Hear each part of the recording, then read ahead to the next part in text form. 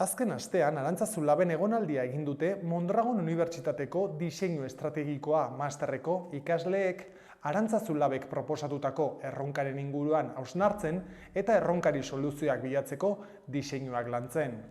Arantzazulabek planteatutako galderak bi izan dira. Nola konektatu erakunde publikoak eta gazteak?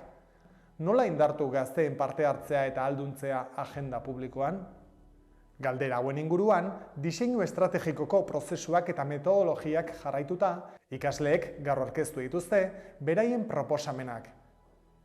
Eta horretarako, 3 fase jorratu dituzte: ikerketa, ideiak sortzea eta soluzioaren diseinua. Ikerketari dagokionez, gazteek erakunde publikoen inguruan dituzten pertzepzioak jaso dituzte, haiekiko duten arrakalan edo desatxikimenduan sakonduz. Bigarrenik, erronkari erantzuteko ideiak sortu dituzte, gazteen artean ideazio saioak dinamizatuz. Eta bukatzeko, hainbat soluzio planteatu dituzte. Naiara Goia Arantzazulabeko zuzendari nagusiak era honetan baloratu ditu ikasleen lanak. Proposamen benetan interesgarriak eta berritzaileak diseinatu dituzte ikasleek, gure erronkari erantzunez agenda publikoan gazteen parte hartzea areagotzeko.